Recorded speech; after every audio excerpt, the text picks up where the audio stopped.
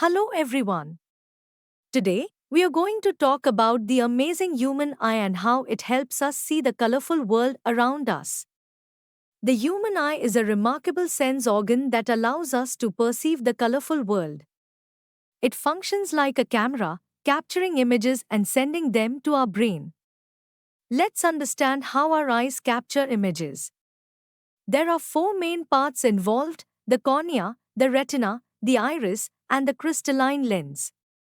Light enters the eye through the cornea, a thin membrane that forms the transparent bulge on the front surface of the eyeball. Most of the light refraction happens at the outer surface of the cornea.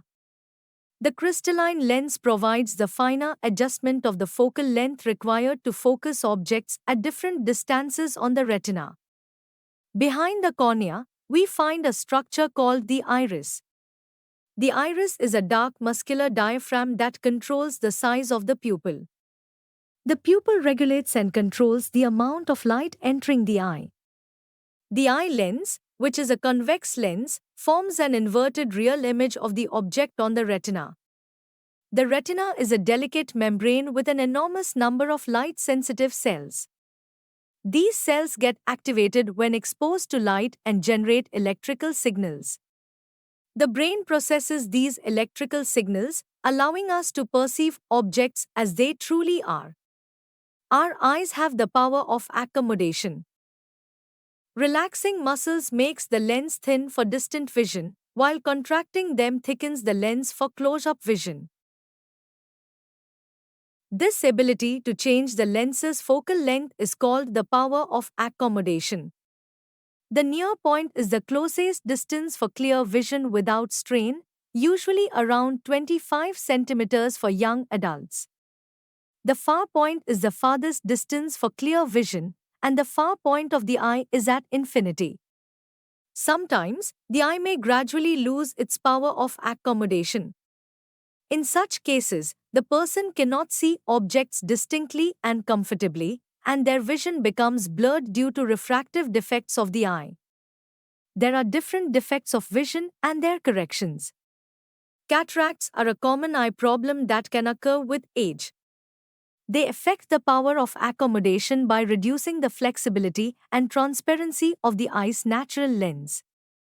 However, cataracts are treatable through surgery where the cloudy lens is replaced with a clear artificial one. Myopia, or nearsightedness, is a condition where objects nearby are seen clearly, but distant objects appear blurry. It occurs when the image forms in front of the retina due to excessive lens curvature or elongation of the eyeball. Myopia is corrected using a concave lens to bring the image onto the retina. Hypermetropia, or farsightedness, is a condition where distant objects are clear, but nearby objects are blurry. The focal length of the eye lens is too long, or the eyeball has become too small. Hypermetropia is corrected using a convex lens to help focus close objects onto the retina. Presbyopia affects people as they age, leading to difficulty in seeing nearby objects clearly.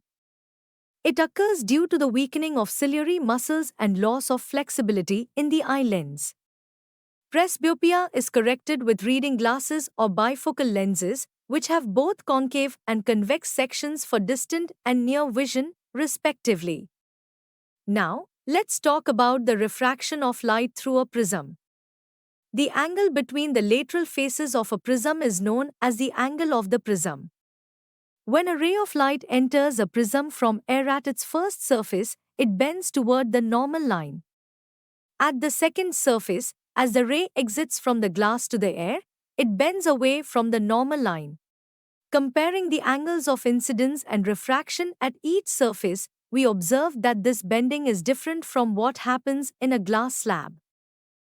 Due to the peculiar shape of the prism, the emergent ray bends at an angle to the direction of the incident ray. This angle of bending is called the angle of deviation, and it is unique to prisms and varies with the prism's shape and the angle of incidence. A glass prism can break white sunlight into a spectrum of colors, known as Vibgyor. This happens because each color bends differently as it passes through the prism, creating distinct paths for each. Rainbows in the sky are optical phenomena created by the dispersion and reflection of sunlight in the Earth's atmosphere. This occurs when sunlight enters water droplets in the air, bending or refracting the light as it passes through, and then reflecting it internally within the droplet. The light then exits the droplet, dispersing into its various colors due to differing wavelengths, and forming the iconic spectrum of colors that we see in a rainbow. The process of dispersion and reflection inside the water droplets is what produces the circular arc shape of a rainbow, with red on the outer edge and violet on the inner edge. They appear opposite to the sun's direction and can also be seen through waterfalls or water fountains on sunny days with the sun behind you. Objects may appear to waver or flicker when seen through hot, rising air above a heat source. This happens because the hot air near the source has a different refractive index than cooler air, causing atmospheric refraction. Stars appear to twinkle due to atmospheric refraction of starlight. As starlight enters the Earth's atmosphere, it continually refracts, making the star seem slightly higher than its actual position. The star's apparent position fluctuates as atmospheric conditions change, leading to the twinkling effect. Stars twinkle because they are distant point sources of light. Planets, being closer to Earth, are seen as extended sources of light, made up of many point-sized sources. The collective effect of all these light sources cancels out variations in light entering our eyes, preventing planets from twinkling.